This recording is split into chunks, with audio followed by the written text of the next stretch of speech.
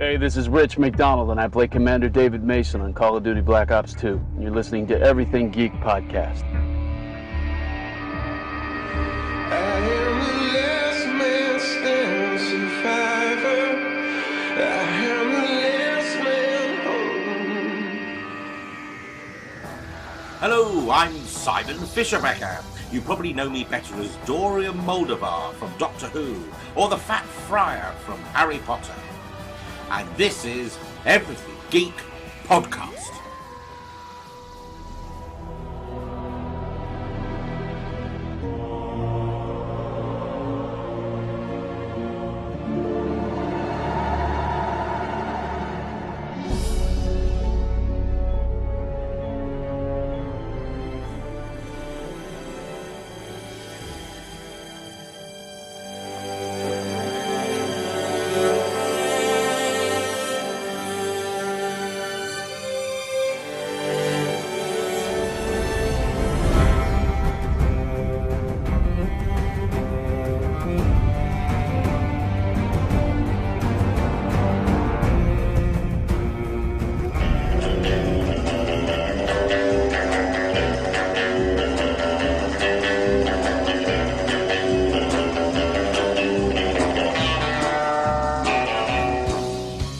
Face it, Tiger. You just hit the jackpot with the Everything Geek Podcast.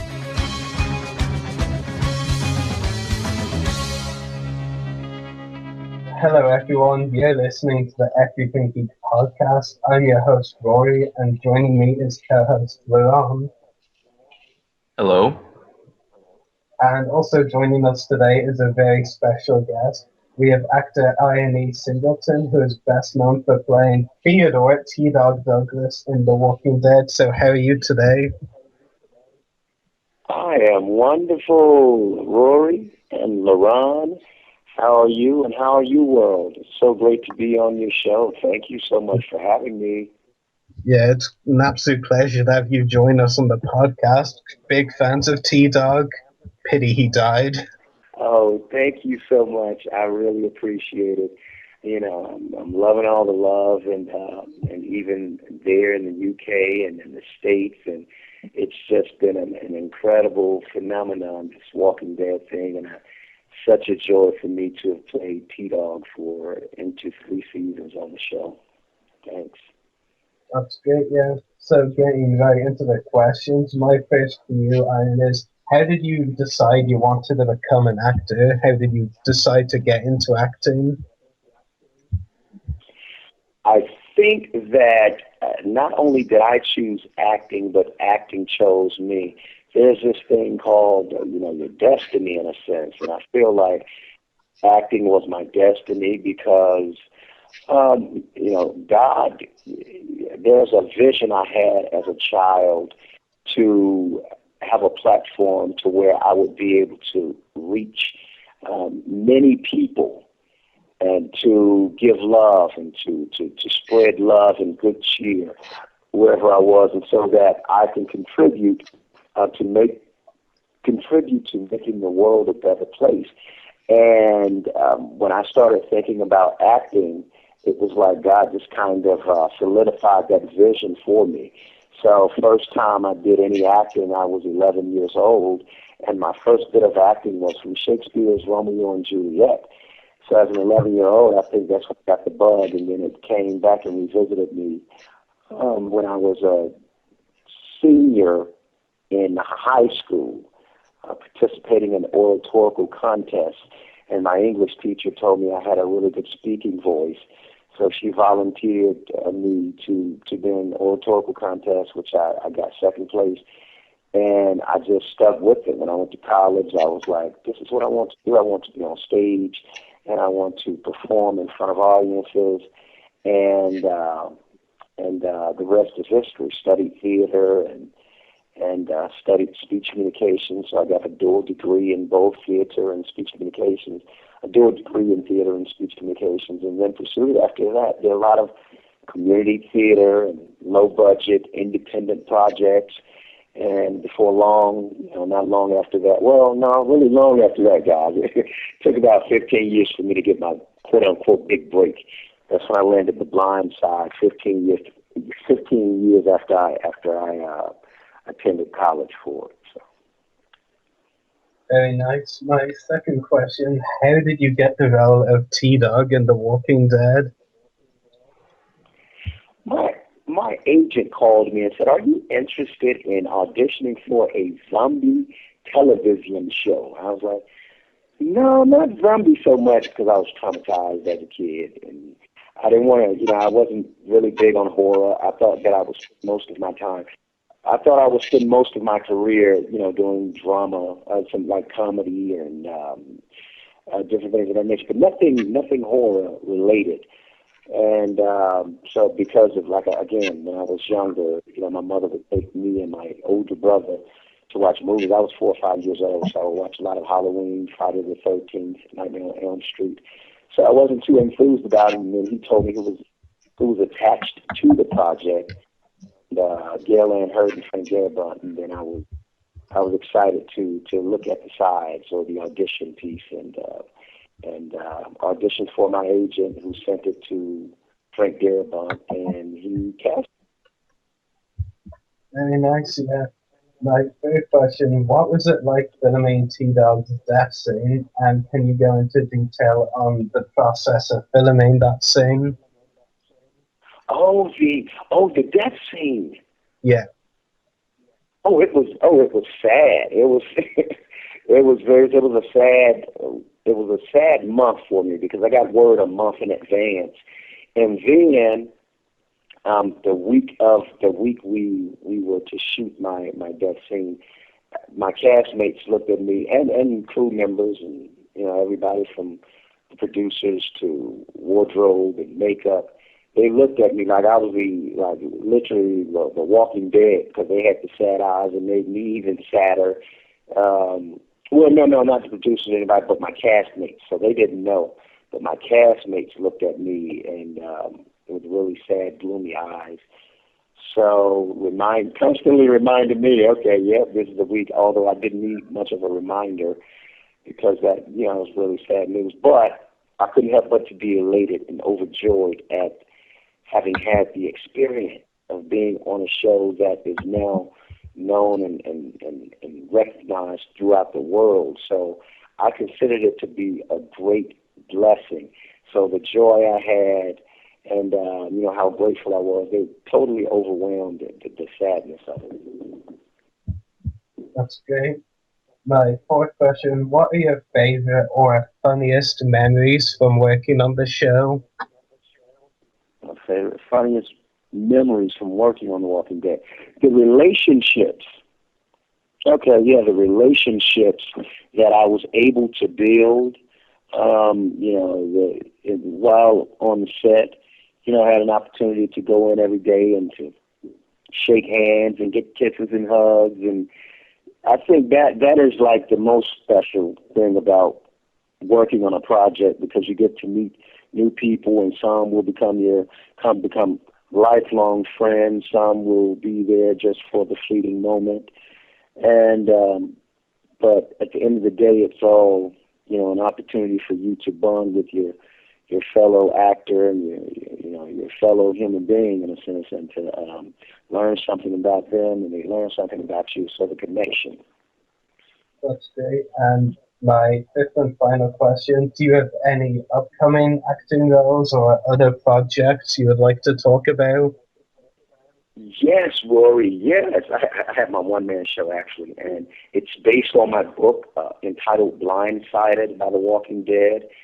And I tell the story on stage, the abridged version of the story that's in my book, and in about an hour, 45 minutes on stage.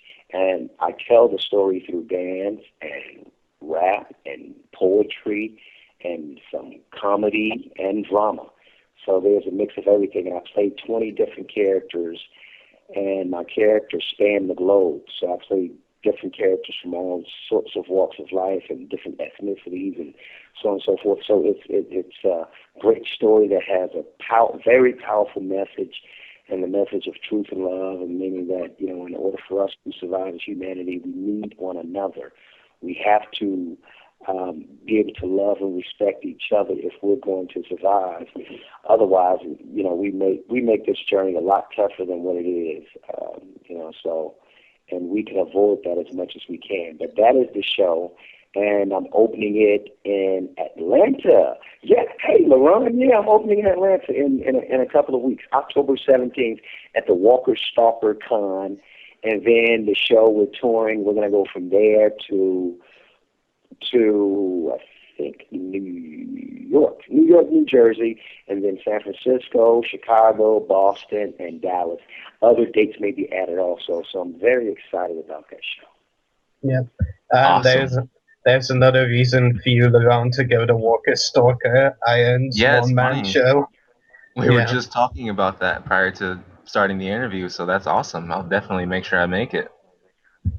Oh, you were talking about it, the Walker Stalker Con? You and Rory?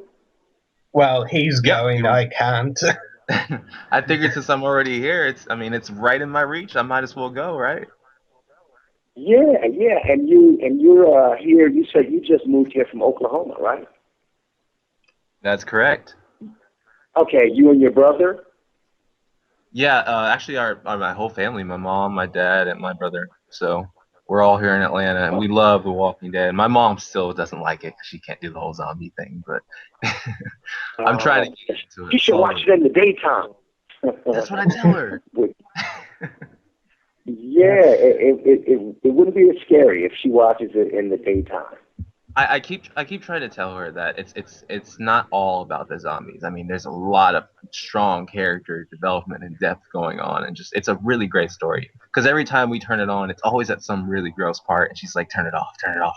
I'm like, no, it's not like Oh, this. right, and she constantly gets the wrong impression about the show, right? Yeah, You exactly. should start her. Yeah, start her from the top, Laurent. Start her from episode 1 when Rick wakes up in the hospital. I think that's the best place to start. I don't think like people, especially if they don't like zombies and they don't like the scary stuff, you can't just throw them in, wherever. I think you have to start them from the very beginning and then let them kind of acclimate to it, and then they go on that journey, and it's a lot better. Yeah, definitely. Yeah. I'm still trying though. I'm gonna get it. I'm gonna get her done. She'll start Good. watching it probably by next month. Okay. Yeah. Very good. So thank you very much, Iron, for answering my questions. Now I'll let LaRon ask his. Okay, thank you, Brother Rory. I really appreciate you. Those are some great questions. LaRon, your turn. All right. Well, my first question for you: which was your favorite cast member to work with? I mean, you guys all seem like your family. That must be pretty fun. Yeah, which is the reason why it's so hard to pick one person, Ron. It's very tough to do that because I bonded well my castmates from seasons 1 through 3. I didn't get the opportunity to work with the governor, although I think he's a delightful gentleman, and I met him on one of my last days on the set. So he seemed to be a really good guy, and I would have wanted that opportunity, but it did not happen. Same with Denai, same with Michonne, and I met her, and she's a very delightful young lady, and didn't get the opportunity to work with her. But my castmates from seasons 1 through 3, everybody's great in their own way. I had an opportunity to bond with each of them, particularly the adults, not so much Carl, who's played by Chandler, and Sophia, who's played by Madison Lynch.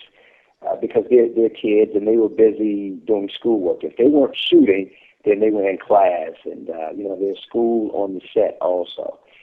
So I bonded with all of the adults on the set in different ways. So it's just hard for me to pick one. I bet. It's funny hearing that because I just recently watched an interview with Harry Potter. I don't know why I was watching it. It's so old, but it was from the Sorcerer's Stone. And they were saying how these are, they're actors and everything, but they're also kids. They have to go to school, they have to get their education. And so while they were filming a lot of those scenes in Harry Potter, and like you said, even in The Walking Dead, they have schoolwork they have to do. I find that fascinating that they can do both. It's very Mm-hmm. interesting. Yeah, it is, and that's like, wow, that's a great life, I think. But yeah, it teaches the kids to keep it in perspective. It lets them know, although we're doing something so great like Harry Potter, and we're working on cool shows and stuff like that, but we still have to go to school. So we're constantly like that. That we're constantly, preaching education and enforcing that. And so I think that's the message. It's a great message. Yeah, definitely. Well, my next question for you is, which is your favorite Walking Dead character? I know there are a lot. You can choose more than one, but just I know that all the characters have went through so much, and it's just changed so much since season one. I know that a lot of people's favorite characters aren't what they were in the beginning, and it'll be interesting to hear your favorite character. I'm assuming you're talking about outside of T-Dog. Well, that counts. That counts. Well, I lived with T-Dog for 3 years, so of course T-Dog's my favorite character because I kind of liken T-Dog to myself. T-Dog has a lot of my characteristics, my traits, and I think that the writers just kind of got to know me a bit, and they're like, we're just gonna kind of have T-Dog to have some of IronE's traits or whatever, maybe perhaps. But outside of T-Dog, the fan favorite, of course, is Daryl Dixon. But again, that's the fan favorite. When I'm out and about and people, you say Daryl Dixon, and the women just go crazy. They just go bananas. But again, it goes back to me having a personal relationship with each and every character. Therefore, it would be hard for me to say which is my favorite character because I think that the individual person is kind of melds with their characters, and so I love them all for different reasons. So they're all my favorite characters, from 1 through 3.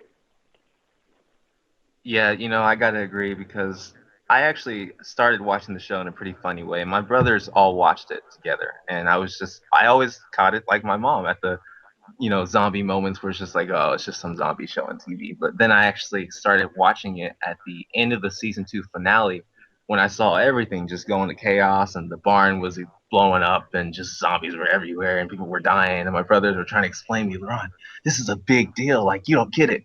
I was like, maybe I don't, but maybe I should. So that's when I actually started watching the show at the end of season 2. And I had to go back and watch season 1 and the rest of season 2. And I was like, wow, this is what I've been missing. Oh man, yeah. So you jumped in. It was just total chaos. You're like, this stuff is not for me. But you started. And you went back to the beginning, and then you got hooked, eh?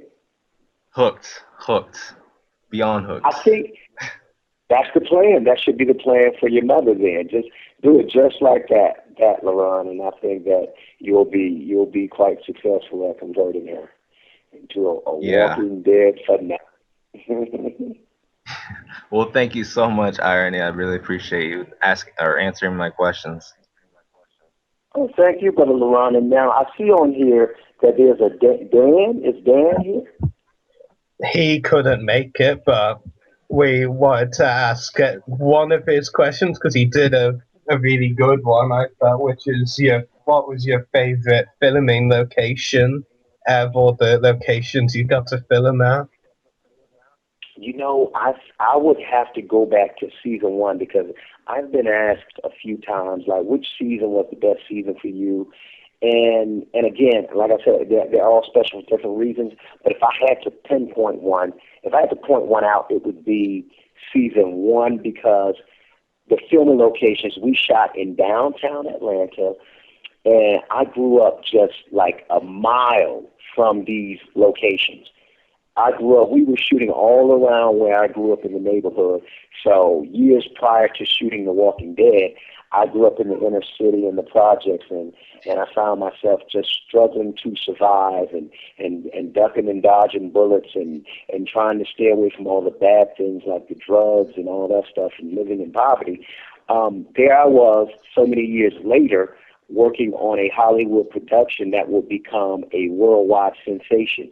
And it was surreal to me, taking it all in, guys. And I was like, man, the contrast, the irony and the contrast. Who would have thought that, I would have been shooting a movie about the apocalypse when just prior to that, and years prior to that, I was seemingly living in somewhat of like an apocalyptic world in the project. And then that's the irony of it. And then it's the contrast is that Hollywood, that depicts glitz and glamour and everything, and that was the furthest thing from where I had come. So I would have to say the locations from season 1. Okay, very nice answer. So I believe that's all of the time we have for questions. So, Ian, it's been an absolute pleasure talking to you on the podcast. Yes, it has. It's so good talking to you two. I love you guys, and I wish you all the best. I love your fans.